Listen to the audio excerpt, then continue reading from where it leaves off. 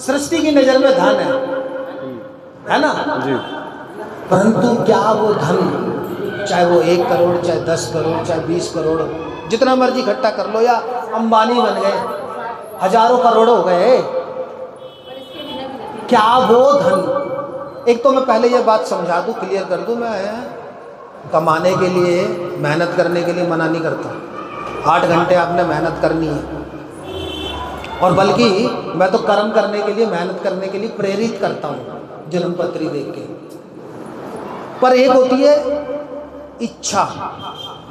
इच्छा का मतलब है अब मेरे पास 10 करोड़ हो गए तो 10 और हो जाएं, 10 और हो जाएं। मैं इच्छा की बात कर रहा हूँ यहाँ पर, मैं आवश्यकता की बात नहीं कर रहा। आवश्यकता है कि मेरे को रोटी कपड़ा और मकान तो प्रभु चाहिए ना, उसके लिए मेरे को कमाना पड़ेगा।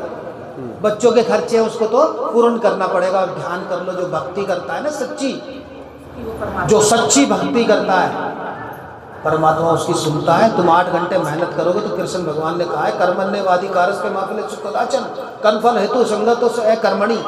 कर्म करेगा ना, वैसा फल तो मैं दूंगा, दूंगा और दूंगा। पर कर्म कैसा? क्या मैं 8 घंटे करूं, 10 घंटे करूं, 20 घंटे करूं, उसी में ही मर खप रहा हूं और अपने शरीर को खपा लूं, खत्म कर लूं? वो बढ़िया या वो बढ़िया जो अपना कर्म 8 घंटे कर रहा है, परिवार का पालन पोषण कर रहा है, और जगत में रहते हुए भी, सृष्टि में रहते हुए भी भगत जगत को ठगत है, भगत को ठगे ना कोई। कर्म कर रहा है, अपने बच्चों का लालन पोषण, अपने बच्चों के खर्चे को उठा रहा है, उसे कह रहा है प्रभु प्रभु इतना दीजिए जामे कुटुंब समाए, मैं भी भूखा ना रहूं, साधु न भूखा जाए। इतना दीजिए बस, ऐसा ना हो कि मैं दिन में भी हाँ मरखप मरखप, रात में भी मरखप मरखप। तो वो सच्ची भक्ति कर पाएगा क्या? मैंने कई उदाहरण दे दिए आपको। एक तो इच्छा में नहीं रहना, आवश्यकता में रहना है, धन कमाना है आवश्यकता अनुसार, रोटी कपड़ा अनुसार। सत्संग के लिए भी टाइम निकालना है, सत्संग के लिए भी शक्ति लगा वहाँ पर देनी है, समय देना है। और रिश्तेदारी हमारी भाई बंदी जितनी ज़्यादा हो जाए, कम से कम रखनी है, कम से कम रखनी है, तो ही सच्चे भगत बन पाओगे। तीसरा मैंने बताया मोबाइल। 5 घंटे आप लोगों को मोबाइल दूर करना है रोज। क्या गुरुजी इस बीच इमरजेंसी कॉल आ गई तो? भाई इमरजेंसी कॉल हो गई ना, आ गई ना, ना तो तुम रोक पाओगे ना तुम्हारा माई का लाल रोक पाएगा कोई।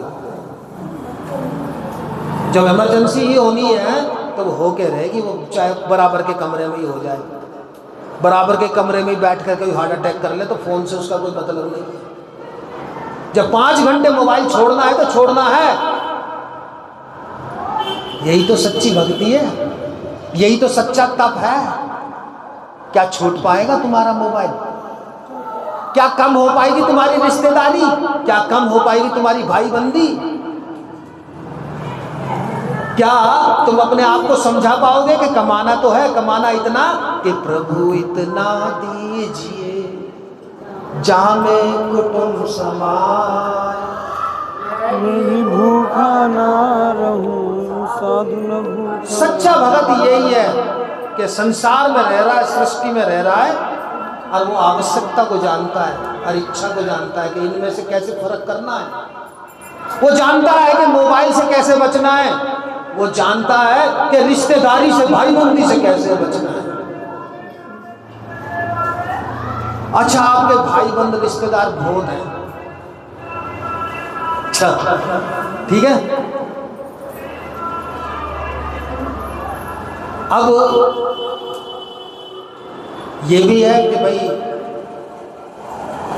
उनके यहाँ पे कोई शादी ब्याह होगा, ठीक है, और ये भी है कि उनके यहाँ पे कोई मौत भी हो रही है। तो तुम्हें वो निभाने पड़ेंगे कि नहीं निभाने पड़ेंगे? वो पातक सूतक निभाने पड़ेंगे कि नहीं? उस दरमियान तुम सच्ची भक्ति कर पाओगे क्या? भक्ति कर पाओगे? तुम सच्ची भक्ति छोड़ो, भक्ति ही कर पाओगे? तो किसने कहा था कि ज्यादा होने चाहिए रिश्तेदार भाई बहन? आप जवाब दो इसका। अगर भक्ति वाली चीज लाते हैं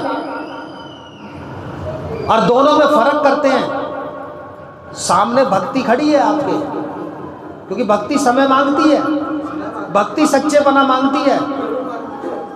आपने अपनी रिश्तेदारी तो खूब बढ़ा ली, आपने अपनी भाई बंदी तो बहुत बढ़ा ली, अरे मेरे पास कोई आफत आएगी तो ये खड़े हो जाएंगे, जबकि मैं समझा चुका हूं कोई नहीं आता काम में, समय पे सब दगा दे जाते हैं।